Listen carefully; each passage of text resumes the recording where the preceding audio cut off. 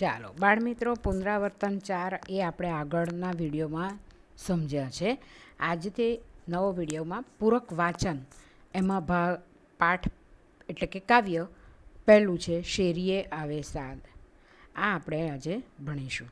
તો શેરીએ આવે સાદ એ કાવ્યના કવિ છે રાજેન્દ્ર શાહ. એમનો જન્મ 28/1/1913 થયો હતો અને અવસાન એમનું 2/1/2010 થયું હતું. એટલે ગયા મહિનાની 2જી તારીખ અને 2010 એટલે જાન્યુઆરી મહિનામાં, બરાબર છે, અને 2010 થયો હતો, બરાબર છે. તો કવિ રાજેન્દ્ર શાહનો જન્મ ખેડા જિલ્લાના કપડવંચમાં થયો હતો. અવસાન થયા હતા, આગળ હું બોલી તે 2 જાન્યુઆરી મહિનાની 2જી તારીખ 2010 અવસાન થયું હતું. તો આ 28/1/1913 ખેડા જિલ્લાના કપડવંચમાં તેમનો જન્મ થયો હતો.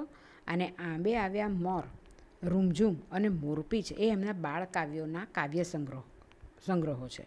જ્ઞાનપીઠ પુરસ્કારથી તેઓને સન્માનિત કરવામાં આવેલા છે. અને આ કાવ્યોમાં એક મોરપીંછ કાવ્ય સંગ્રહ છે જે બાળ કાવ્યોનું, તેમાંથી આ લેવામાં આવેલું છે આ કાવ્ય. અને આ કાવ્યની અંદર બાળકમાં રહેલો કુતૂહલતા અને સાહસના ભાવોનું નિરૂપણ કરવામાં આવેલું છે. તો અહીં કવિ કહે છે કે બાળકો દરેક ઋતુનો, કુદરતના થતા ફેરફારોનો તેઓ અનુભવ કરતા હોય છે અને એ ઉમળકાથી દરેક ઋતુનું તેઓ સ્વાગત કરતા હોય છે. એ વાત આ ગીતમાં આલેખાયેલી છે. અને એવા સમયે વડીલો અને એમની જે ટેવો છે કે સૂચના આપ્યા કરવી, ખીજવાઈ જવું, તો એ બાળકને ગમતું નથી. એટલા માટે બાળક મુક્ત રમવા માટે ક્યાં નીકળી જાય છે? આંબાવાડીમાં, કે જે દર વર્ષે આંબાવાડીમાં એ લોકો રમતા જ હતા. એટલે પાછલી યાદો તાજી કરે. ગયા વર્ષે આપણે આવું રમ્યા હતા, આ વર્ષે પાછા ચાલો, ગયા વખતે આપણે આમ કરેલું તો આપણે આમ કરીને યાદો બી તાજા કરતા જાય છે અને મુક્તપણે રમતા જાય છે. એ ભાવ આ કાવ્યની અંદર જોવા મળે છે. તો બાળમિત્રો, આ એક પ્રકૃતિ ગીત છે. સાહિત્ય પ્રકારનું શું છે? પ્રકૃતિ. અને આપણે હવે પહેલાં હું તમને ગાઈને સંભળાવું છું અને રાગ, અને પછી આ મોઢે કરવાની છે એટલે આપણે જોઈશું. તો કુંજમાં કોયલ બોલતી એનું શેરીએ આવે સાદ. કુંજમાં કોયલ બોલતી એનું શેરીએ આવે સાદ. હાલને આંબા વાળીએ હજી પોરની તાજી યાદ. હાલને આંબા વાળીએ હજી પોરની તાજી યાદ. પાંદડુએ નહીં પેકીએ એવો ઝૂલતો એનો મોર. પાંદડુએ નહીં પેકીએ એવો ઝૂલતો એનો મોર. કોઈને મોટા મારવા અને કોઈને છે અંકોર. કોઈને મોટા મારવા અને કોઈને છે અંકોર. ડોલતી ડાળે ઘૂમીએ આપણ ગજવી ઘેરો નાદ. ડોલતી ડાળે ઘૂમીએ આપણ ગજવી ઘેરો નાદ. હે કુંજમાં કોયલ બોલતી એનું શેરીએ આવે સાદ. કુંજમાં કોયલ બોલતી એનું શેરીએ આવે સાદ. કુંજમાં કોયલ બોલતી એનું શેરીએ આવે સાદ. હાલને આંબા વાળીએ હજી પોરની તાજી યાદ. ઘરનું નાનું આંગણું ગમે મોકળું મોટું વન. ઘરનું નાનું આંગણું ગમે મોકળું મોટું વન. કોઈનો એરંજાળ નહીં ને ખેલવા મળે દન. કોઈનો એરંજાળ નહીં ને ખેલવા મળે દન. હાલીએ ભેરું કાયર જે કોઈ હોય તે રહે બાદ. હે હાલીએ ભેરું કાયર જે કોઈ હોય તે રહે બાદ. કુંજમાં કોયલ બોલતી એનું શેરીએ આવે સાદ.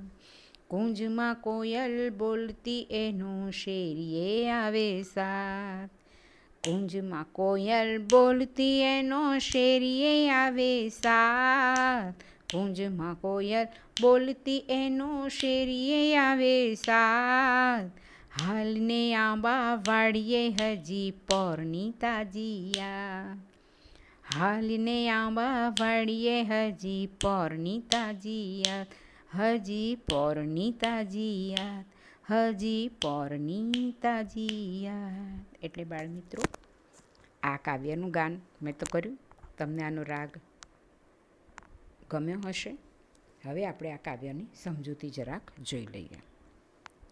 કુંજમાં એટલે કે વૃક્ષો તેમજ વેલીઓના પાંદડાથી ઘેરાયેલી ઘટા, અને એ ઘટા આપણને વાડીઓમાં જોવા મળે છે.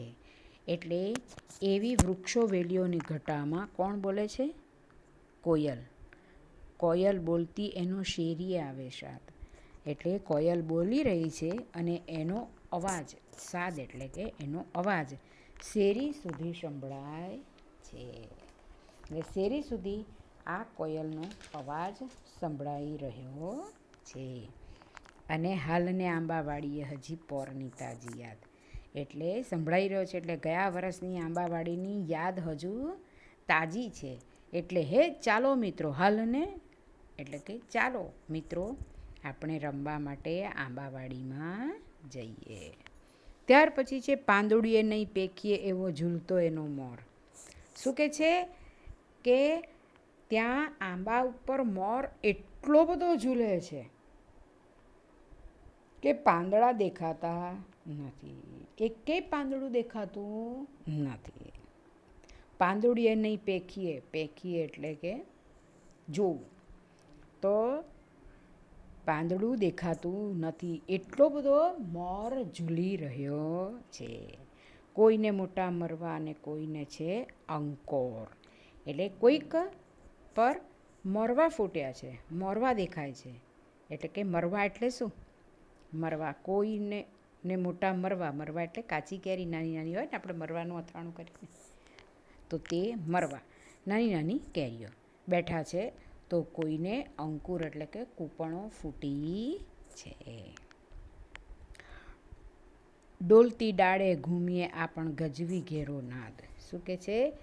આંબાની આ ડાળીઓ ડોલી રહી છે અને આપણે આનંદ મસ્તીથી કિચકારીઓ કરીને ગજવી ઘેરો નાદ આપણે ગજવી કાઢીએ. આખી આંબાવાડીને આપણે અવાજ કિલ્લો ચીચિયારીથી રમીએ એટલે અવાજ આવે ને, ચીચિયારી કરીએ ને, બૂમાબૂમ કરીએ ને, તો આખી વાડીને આપણે ગજવી કાઢીએ. ગજવી ઘેરો નાદ. કુંજમાં કોયલ બોલતી જેનો શેરીએ આવે સાર.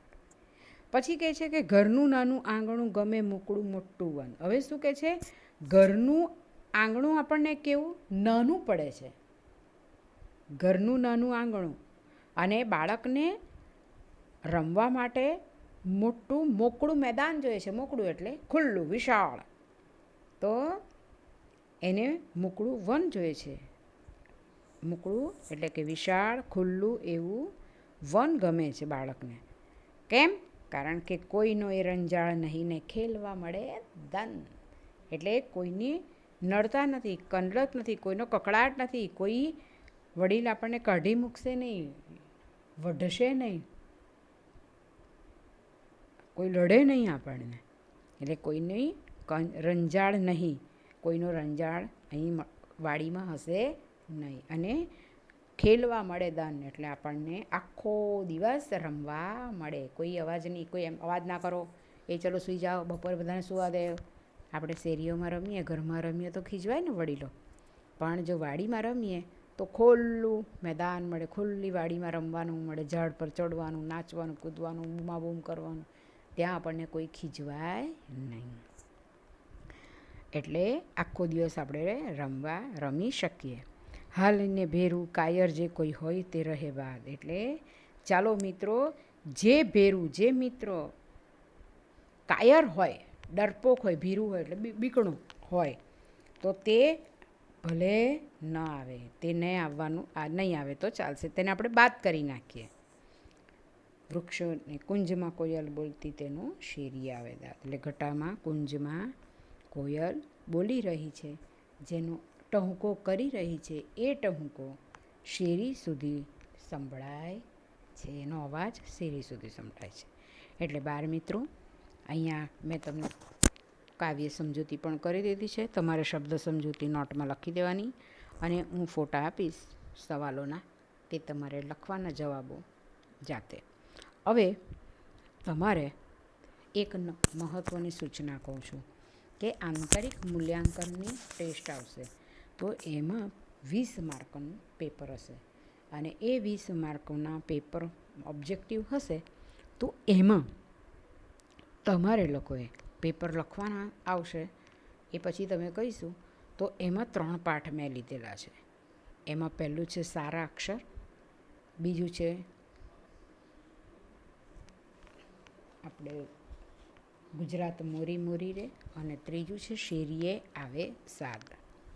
આ 3 લેસન આપણે એમાં લીધેલા છે. આ તમારી જાણ ખાતર, પણ હું તમને લોકોને એનો વિડીયો પણ અને તમને અભ્યાસને બધું જ આપીશું, પણ આ તમને કહી રાખું છું અત્યારે, તે તમારે ધ્યાનમાં લેવાનું છે. તો બાળ મિત્રો, આ કાવ્યમાં તમને સમજ પડી જ હશે એવું હું માનું છું. અને તમારે આ કાવ્ય નોટમાં લખવાનું છે, શબ્દ સમજૂતી પણ લખવાની છે. અને તમને સવાલ આપીશ, તે સવાલો પણ તમારે ઉતારવાના છે. અને તે છતાં જો હું બોલી જાઉં સવાલો, તો તમે લખશો એવું મને આશા છે. તો હું બોલી જાઉં તો તે તમારે લખવાનું છે.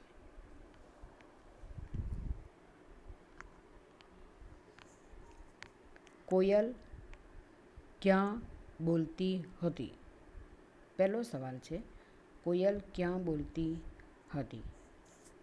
બીજો સવાલ છે, કવિ ક્યાં જવા કહે છે? કવિ ક્યાં જવા કહે છે?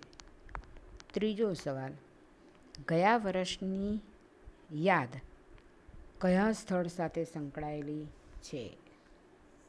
ગયા વર્ષની યાદ કયા સ્થળ સાથે સંકળાયેલી છે?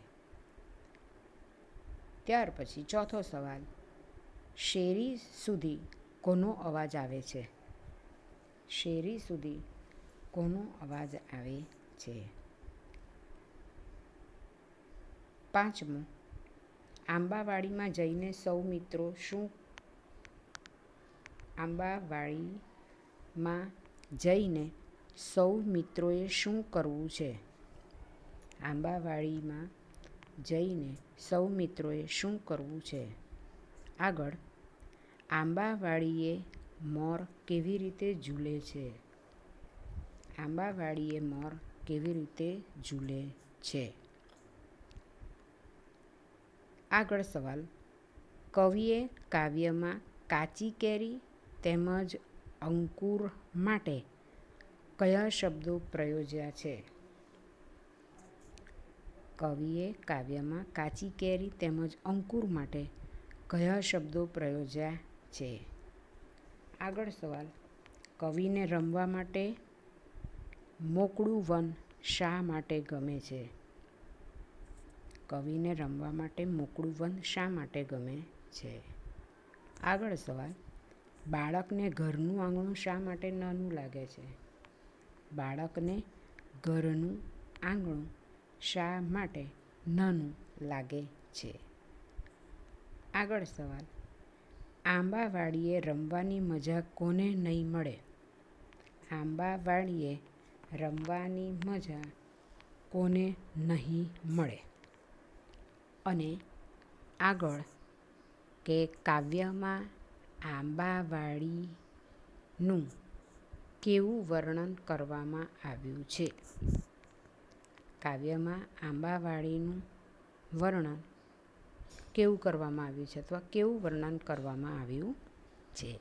આટલા સવાલ તમારે નોટમાં જવાબ સાથે લખવાના છે અને તે તમે લખશો એવી હું આશા રાખું છું.